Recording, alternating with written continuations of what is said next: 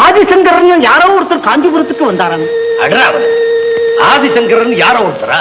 அப்படி ஒரு மகாபுருஷர் இந்த மண்ணில் அவதாரம் பண்ணலன்னா நம்ம கலை, கலாச்சாரம், பக்தி, பண்பு அத்தனை மண்ணோட மண்ணா போயிருக்கும்டா. சரி, அவரை பத்தி உனக்கு என்ன தெரியணும்?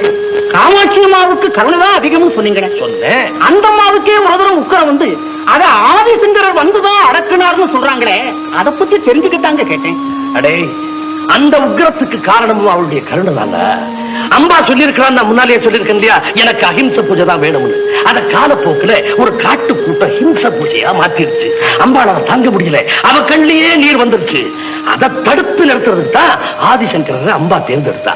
அப்போ ஆதிசங்கரர் இமயமரச்சாரல்ல தவம் பண்ணிட்டு இருந்தார். அவருக்கு தரிசனம் கொடுத்தா. எப்படி கொடுத்தா? ஜன்னல்ல தெரிகிற மின்னல் மாதிரி பளிச்சுன்னு வந்துட்டு போயிட்டா. அழகுக்கு ஒருவரும் ஒவ்வாத வள்ளியை ஆசைதீர பார்க்க முடியலையேன்னு ஆதிசங்கருக்கு பைத்தியம் பிடிச்சு போச்சு. ஓடுனா ஓடுனா கிறுக்கு பிடிச்ச மாதிரி காஞ்சிபுரத்துக்கு ஓடியாடுறான் பாரு.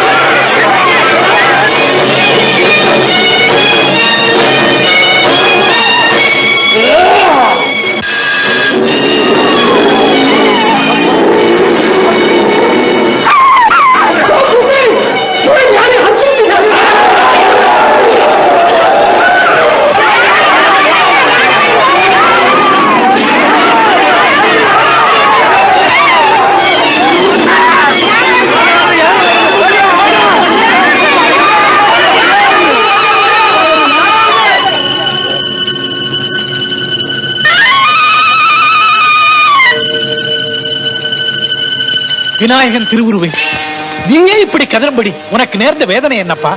இல்லையா இது? மதம் பிடித்த யானை இவருக்கு முன்னால் மண்டியிட்டு மரியாதை செய்கிறதே. இவர் ஒருவரால் தான் நம் கஷ்டங்களை எல்லாம் தீர்க்க முடியும். பாருங்கள். ஆண்டவனே, ஆண்டவனே, ஆண்டவனே, ஆண்டவனே, ஆண்டவனே, ஆண்டவனே, ஆண்டவனே, ஆண்டவனே, எழுந்திருங்க, எழுந்திருங்க, எழுந்திருங்க.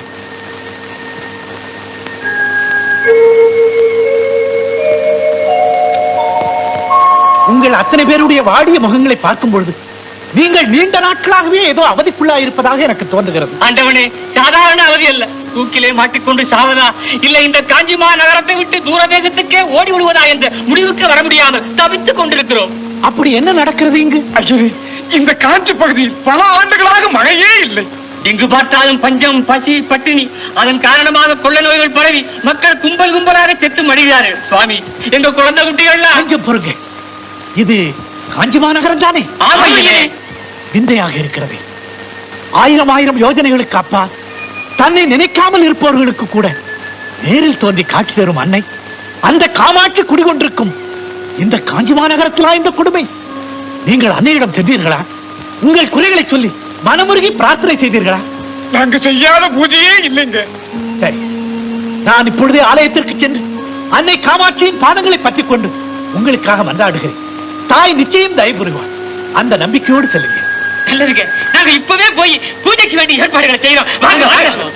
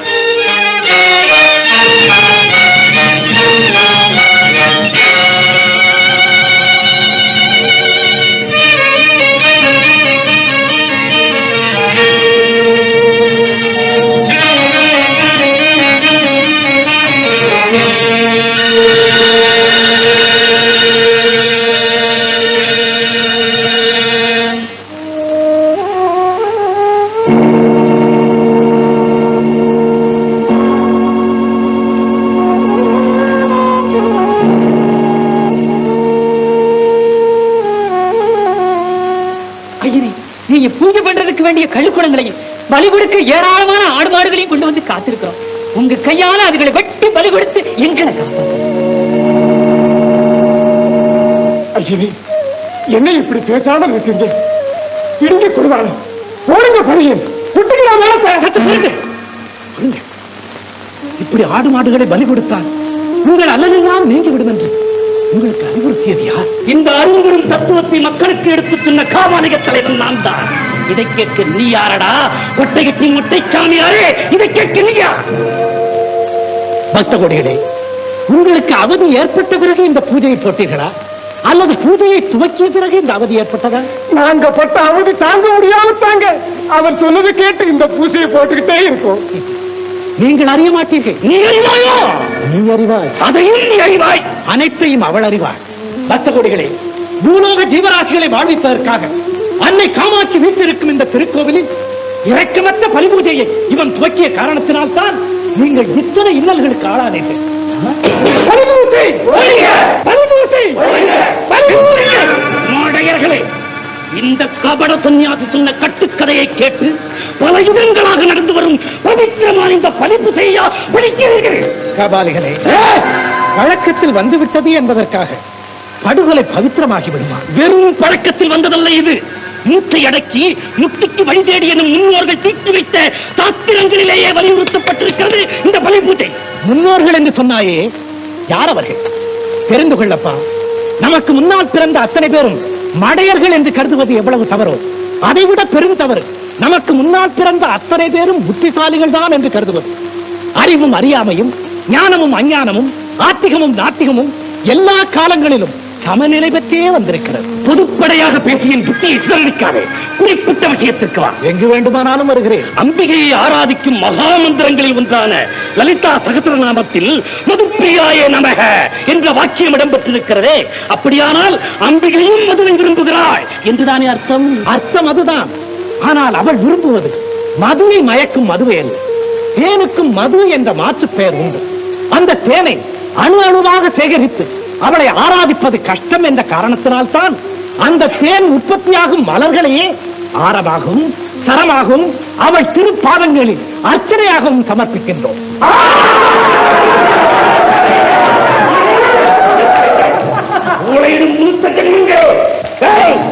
தேனுக்கு மது என்ற மாற்று வார்த்தையை கூறியரிடமிருந்து தப்பித்து வச்சான். ஏய் மொட்டை சாமி, மாமிசம் என்ற பதத்துக்கு காத்துப்பதம் உண்டா? உண்டு.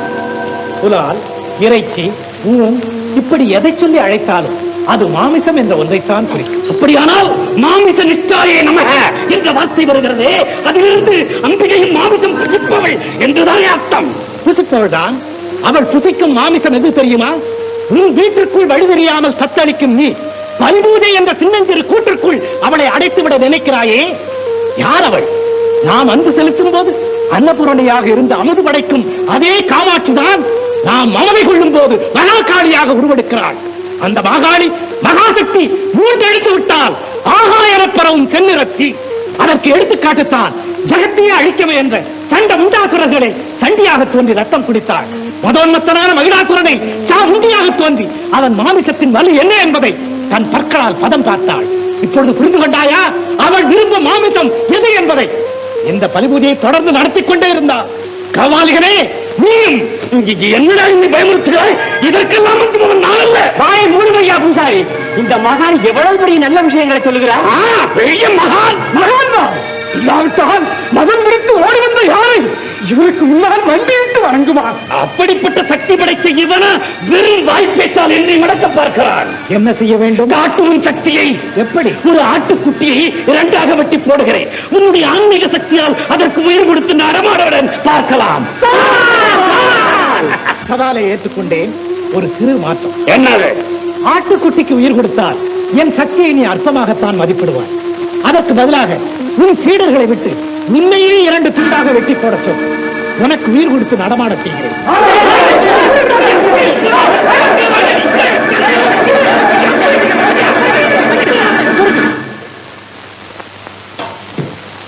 இவனுடைய கொடுமையான எண்ணங்களை அடிக்க வேண்டும் என்றுதான் அன்னை காமாட்சி எனக்கு ஆணையிட்டாளே தவிர இவனை அல்ல.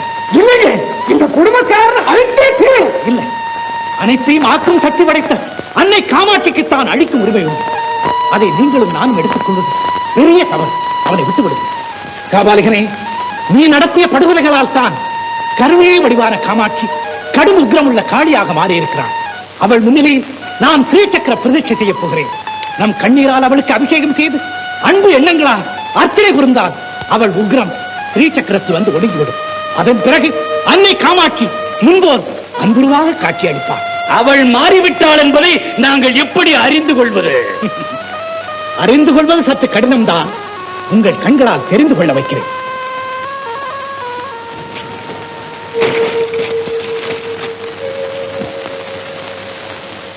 காபாலிகனே, அழிப்பதிலே அற்புதத்தை காண வேண்டும் என்று நினைத்தாய் அல்லவா? நமது பிரார்த்தனைக்கு அன்னை மனம் கனிந்து விட்டால் நான் நடப்போகும் இந்த பட்டமரம் தழைக்கும். அதைத் தொடர்ந்து பாரெல்லாம் பூத்து குலுங்கும். அந்த பசுமையிலே அற்புதத்தை பார்.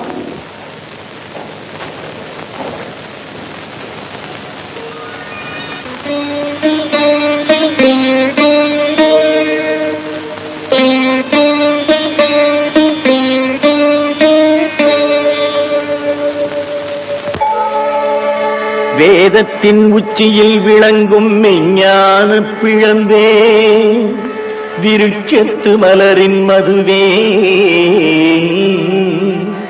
மாதவரும் ஹரிபிரம்மாதியரும் ஏத்தவரும் மாட்சிமை கொண்ட செல்வி, மகிழனாம் கொடும் காதகனை வெட்டி செந்நீர் குடித்த வெங்காளி, நீலி திரிசூலி அருள்பாலி, கண்களிலே ஆட்சி செய்யும் மீனாட்சி, காசியிலே வீற்றிருக்கும் விசாலாட்சி, காஞ்சியிலே கோயில் கொண்ட காமாட்சி, உன்னை காண வேண்டும் கண் குளிர, என் மனம் குளிர, கண் குளிர மனம் குளிர, கருணை மழையாய் இங்கு காண வேண்டும், உன்னை நான் காண வேண்டும்.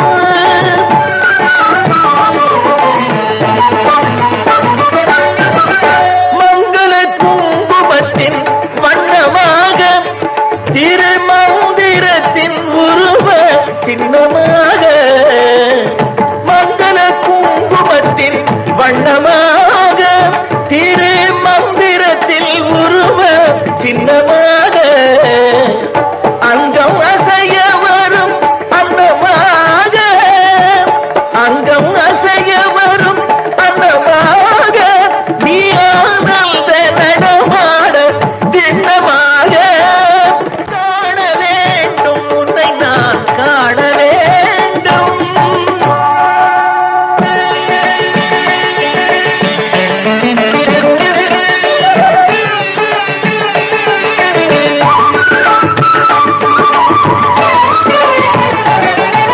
பவள திருமுகம் குவளை மலர்விழி பரிவை சிந்தி வர, துவர்கொள் செவ்வாய் தவழும் மொழியினில் உவகை முந்தி வர, துவளும் இடையினில் செம்பட்டாடை மண் தொட்டாடி வர, அடியும் அடிகளின் அழகை மிஞ்சும் அழகே கூடி வர, ஊதிலாது ஈயிலாது ஊறிய புதுமையான தேனே, காயிலாது கனியிலாது சுவை மிகும் காட்சி தந்த கனியே, ஆதியின்றி அந்தமின்றி ஒளிமயமாகி நின்ற பொருளே, நீதியாகி நெறியுமாகி உலகினில் இலவுகின்ற அருளே, அருளும் பொருளும் அமுதன் சுவையும் வழங்கிடும் ஆறு சக்தி தாயே, அரணும் ஹரியும் அயனும் பொழுது வழங்கிடும் பேறு பெற்ற மாயே, விதியும் மதியும் கெதியும் நிதியும் விளைத்திடும் தேரவல்லி நீயே, சினமும் கனிந்து மனமும் கனிந்து திருவருள் புரிய வேண்டும் தாயே.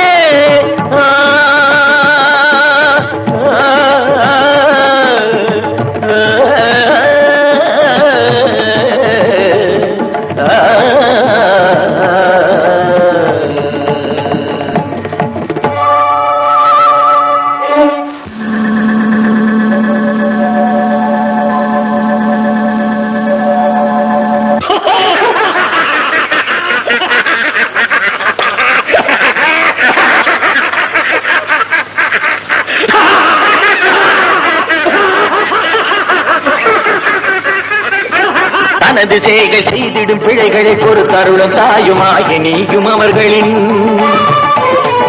தவறை மன்னித்தாள வேண்டி உனதிரு தாளை நாடி ஓடி வந்த அடிமையின் மனதில் இன்பம் மூடும் வண்ணம் அமைதியின் வடிவமாக தோன்றி நீயும் அருள்மழை பொழிய வேண்டும் கையிலையில் விழிகள் கண்டு அமுதம் உண்ட இனிமையை மீண்டும் தந்து என்னை ஆண்டு கொள்ள வர வேண்டும் 4 வேதம் போற்றும் அழகை காண வேண்டும்.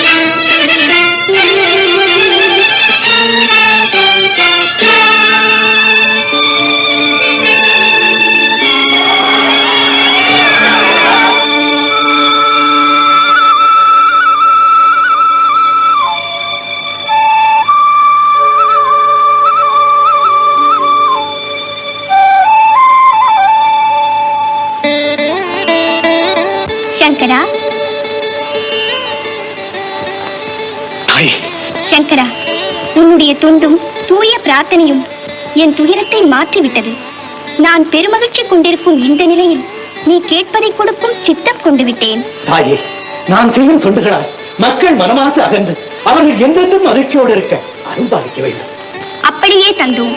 மக்களை சன்மார்க்க நெறியிலும் சத்திய வழியிலும் நடத்தி செல்லும் பொருட்டு பல இடங்களில் மடங்களை நிறுவி இந்த காஞ்சிமா நகரில் என்னுடைய பீடமான காமகோடி பீடம் என்ற திருநாமத்தில் மடத்தை ஸ்தாபித்து அதில் நீ அமர்ந்து உன்னுடைய சீட பரம்பரையினர் தொண்டாற்றும் வண்ணம் அருள் பாலிக்கின்றோம்.